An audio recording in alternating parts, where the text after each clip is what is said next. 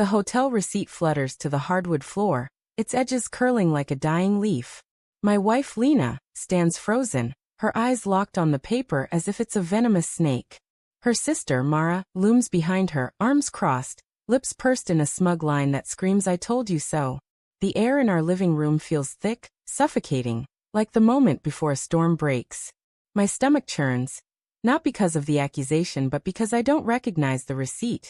Glossy, official, stamped with a date and a room number I've never seen. "Explain this, David," Lena whispers, her voice trembling. "A crack in the foundation of our 10-year marriage." I kneel to pick up the paper, my fingers brushing the cold floor. The receipt is from the Grand Meridian, a boutique hotel downtown, dated 3 weeks ago. Room 412, 2 nights, a bottle of champagne, and a late checkout. My name is printed in crisp black ink. My heart hammers, a frantic drumbeat against my ribs. "This isn't mine," I say, but the words sound hollow, like a child caught in a lie. Lena's eyes, usually warm like autumn leaves, are now sharp, glinting with hurt and suspicion. Mara steps closer, her perfume, something sharp and floral, stinging my nose. "Don't lie to her, David. I found it in your coat pocket," she says, her tone dripping with accusation. The room tilts. My coat pocket? I haven't worn my gray overcoat since last winter, and even then, it hung in the hall closet untouched. I look at Lena, desperate for a flicker of trust, but she's staring at the receipt in my hand, her fingers twisting the hem of her sweater. "Lena, I swear, I've never been to that hotel. I don't know how this got in my coat." My voice cracks, betraying the panic clawing at my chest. I want to grab her hands, to pull her close, but the space between us feels like a chasm. Mara snorts softly, a sound that grates like sandpaper. "You expect her to believe that? After everything?" Everything. The word lands like a stone. For months, small cracks have spiderwebbed through our marriage. Late nights at the office I couldn't explain, not because I was hiding anything but because the advertising firm's deadlines were relentless. Missed dinners. A forgotten anniversary. My fault, yes, but not intentional. Lena's quiet sighs, her eyes searching mine for something I didn't realize I was failing to give. And Mara always there, whispering in Lena's ear, her visits growing longer, her comments sharper. I thought it was just her overprotective nature, but now, with that receipt burning in my hand, I wonder if it's something more. "Lena, look at me," I plead, stepping toward her. She flinches, and it's a knife to my gut. "I'm not cheating on you. I would never." My words falter as Mara interrupts. "Then why was your phone off that weekend?" "The same weekend as the receipt."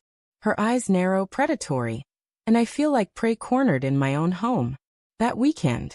I was at a client retreat in the mountains, no signal, no Wi-Fi, just endless presentations and forced team building. I told Lena about it, hadn't I? Or had I, in my exhaustion, forgotten to mention the details?" "I was working," I say, my voice steadier now, anger simmering beneath the fear. "You know how my job is, Lena. You've always known." But her gaze drops, and I see the doubt etched into the lines of her face. She's remembering the late nights, the unanswered texts, the times I came home smelling of stress and coffee, too tired to talk. I thought we were weathering it together, but now I see how those moments have been twisted, reshaped into something sinister. Mara picks up her purse, her movements deliberate, like a chess player placing a winning piece.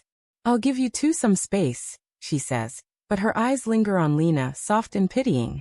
"Call me if you need me, sis." The door clicks shut behind her, and the silence is deafening. Lena sinks onto the couch, her hands covering her face. I want to sit beside her, to hold her, but the receipt in my hand feels like evidence I can't explain. I set it on the coffee table, its presence a silent accusation. "Lena," I start, my voice low. "I don't know how that receipt got there, but I swear on my life, I haven't betrayed you." She looks up, her eyes red-rimmed, and for a moment, I see the woman who laughed with me at 2 a.m. over burnt pancakes, who kissed me in the rain on our first date. But then her gaze hardens. "Then why does it have your name? Why was it in your coat?" Her voice rises, sharp with pain. "Do you know how it feels to have my sister show me this? To think you've been lying to me, sneaking around, while I've been trying to hold us together." I kneel in front of her, my knees aching against the floor. I don't know why, but I'm telling you, it's not true. Maybe it's a mistake, a mix-up at the hotel. Or, I hesitate, the thought forming like a dark cloud. Mara. She's the one who found it. She's the one who's been pushing this. Lena's eyes widen, a flicker of confusion breaking through her anger. What are you saying? That my sister planted it? That's insane, David. Is it? I think of Mara's late-night calls with Lena, her sudden interest in our marriage, the way she's always seemed to resent me.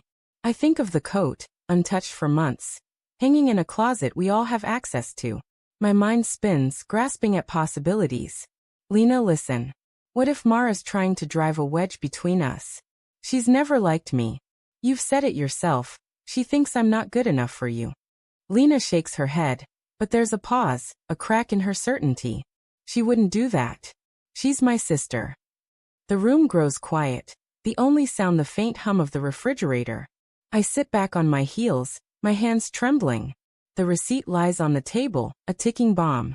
I could call the hotel, demand answers, but what if they confirm the reservation? What if this is some cruel setup I can't unravel? My chest tightens with the weight of it. Fear, anger, love, all tangled together. I love Lena so fiercely it hurts, but I can feel her slipping away, her trust eroding with every second. Lena, I say, my voice barely above a whisper. I'll do whatever it takes to prove I'm telling the truth. But please don't let this tear us apart. She looks at me, her eyes searching, and for a moment, I think she believes me. But then her gaze falls to the receipt, and she stands, her movements slow, deliberate. I need time, she says, her voice hollow. I need to think. She walks to the bedroom, the door closing softly behind her. I'm left kneeling on the floor, the receipt staring up at me like a taunt. My mind races, Mara's smirk, the coat, the impossible date. And then, a memory surfaces, sharp and jagged. Mara borrowing my coat last spring, saying hers was at the cleaners. My breath catches. I grab my phone, my fingers shaking as I pull up the hotel's website. The truth is out there, buried in records or motives or lies. But as I dial, a cold certainty settles in my bones. Whatever I find, our marriage will never be the same.